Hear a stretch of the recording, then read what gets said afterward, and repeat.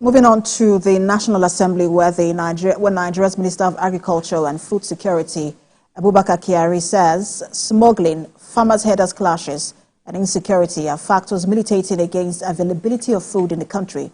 This is as the Nigerian Customs Service disclosed it seized 120 trucks of grains in the last 2 weeks across border stations. National Assembly correspondent Joke Adisa reports. Another round of a sectoral debate on issues of national importance. This time, attention is on food security and steps being taken by the government to redress the high cost of food across the nation. Deputy Speaker Benjamin Kalu sets the tone for the conversations ahead as he provides solutions to the current food scarcity. Increasing per capita consumption, raising production yield, curbing food price inflation, and reducing reliance on food import. The Minister of Agriculture and Food Security briefs the legislators on efforts by the government to make food available and affordable.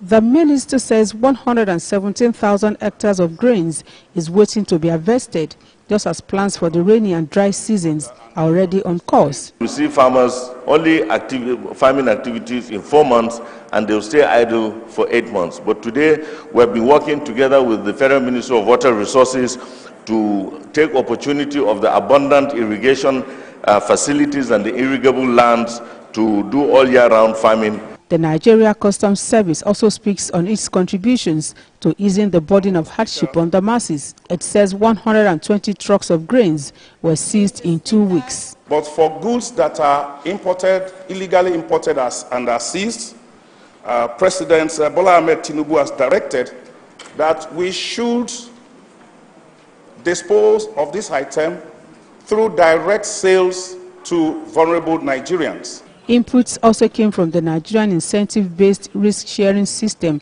for Agricultural Lending, NASAL, and the National Agriculture Development Fund. Go around to see how we can be able to stimulate that, to see how we can be able to encourage the private sector.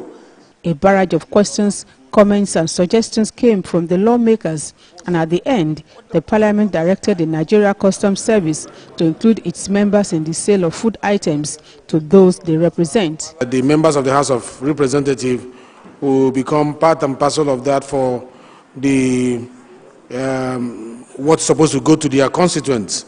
Joke Adisa, TVC News, Abuja.